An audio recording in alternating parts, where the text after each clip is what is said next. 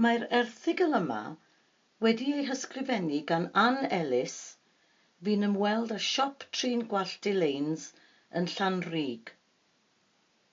Cadw Traddodiad Teuluol Tair Cenhedlaeth. Dwi'n siŵr fod y rhan fwyaf ohonoch yn hoffi cael eich maldodi weithiau. Rwy'n cyfaddef fy mod i.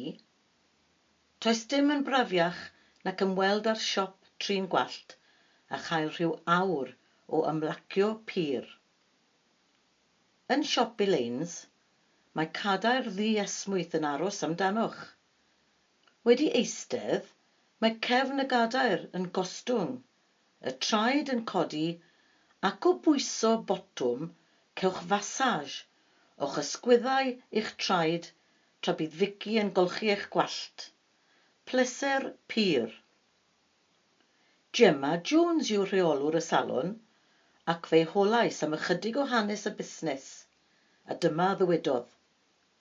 Yn fuan ar ôl yr ail ryfel byd, dechreuodd fy nhaid, Alwyn Williams, neu Alwyn Barbwr i bobl yr ardal, dorri gwalltiau dynion a merched ym mharlwr ffrynt ei gartref yn Llys Llywelyn, ffordd yr orsaf, Llanrug. Fel roedd y busnes yn tyfu, agorodd siop yn Neiniolen, ei bentref genedigol, ac yno y bu am nifer o flynyddoedd cyn symud yn ôl ac agor ei siop yn Llanrug drws nesaf i Lys Llywelyn. Yn ystod o'r haf eleni, bydd y siop yn dathlu bod ar yr un safle ers 55 mlynedd. Roedd gan taid 2 merch, Pat, Elaine a Vera. Aeth Pat i'r busnes efo'i thad a hyfforddi trin gwallt. Ond pan briododd, symudodd efo'i gŵr i Leamington Spa i fyw. Agorodd siop trin gwallt yno a'i rhedeg tan iddi ymddeol. Mae ei merch yn rhedeg busnes harddwch yn yr ardal o hyd.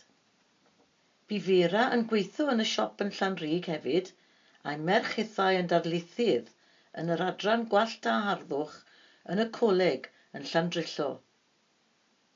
Wedi i Pat ymadael, daeth mam, sef Elaine, i'r busnes a hithau wedi hyfforddi i drin gwallt, ac mae hi wedi bod yma ers 44 mlynedd eleni. Yn ystod y blynyddoedd, gwelwyd newid mawr yn y diwydiant o'r siampw a set y 60au, pyrm y 70au, gwalltiau mawr yr 80au a chwildro lliw y 90au. Mae rhai yn dal i ddod i drin eu gwalltiau ers y cyfnod cynnar, ychwanegodd Dyma. Mae'r genod sy'n gweithio wedi cael ei hyfforddi i'r radd flaenaf, a rhan fwyaf yn arbenigo mewn gwahanol driniaethau. Mae Stacey yn gweithio yma ers 19 mlynedd, wedi dechrau gweithio ar ddydd Sadwrn pan yn yr ysgol. Ond mae wedi arbenigo erbyn hyn mewn steilio gwallt a thrin gwallt hir. Leah wedi bod yn y siop ers 1 mlynedd ar 15 ac yn arbenigo mewn lliw a steilio gwallt. Mae'r holl staff yn mynd ar gyrsiau yn rheolaidd mwyn cadw i fyny efo'r datblygiadau diweddaraf. Gofynnodd Anne Elis wedyn i Dyma ers pryd mae hi wedi bod yn gweithio yn y salon, a dyma a ddywedodd. Ar ôl gadael ysgol, es I hyfforddi efo pobl efo anableddau corfforol ac anableddau dysgu, a ddim wedi meddwl a dweud y gwir I fynd i'r byd gwallt a harddwch, ond roedd y dynfa'n ormod. 1 mlynedd ar 10 yn ôl, cafwyd trawsnewidiad yn y siop pan adeiladwyd estyniad 2 lawr gan gynnig harddwch yn ogystal â thrin gwallt i'r cysmeriaid. Hyfforddodd Dyma ym myd harddwch a datblygu'r ochr yno o'r busnes. Mae ystod eang o driniaethau harddwch ar gael yno. O gel ar yr ewinedd, all barhau am o leiaf bythefnos I 2 wythnos a helpu'r ewinedd I dyfu, I ceisi.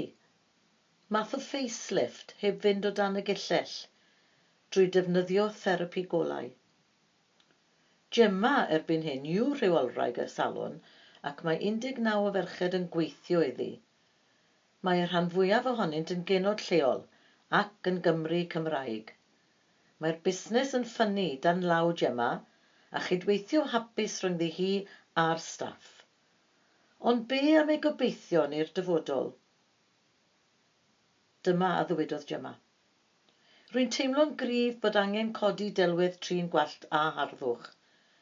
Erbyn heddiw, mae angen tipyn o wybodaeth wyddonol ar lefel addysgol reit uchel i ddeall effaith y deunyddiau a'r hylifau a ddefnyddir, eglurodd.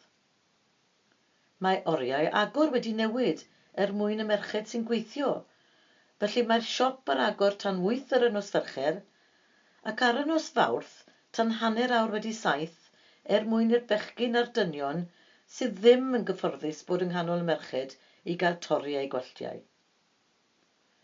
Sgwn i a fydd cenhedlaeth nesaf yn camu'r diwydiant ym mewn rhai blynyddoedd? Wel, gobeithio'n wir.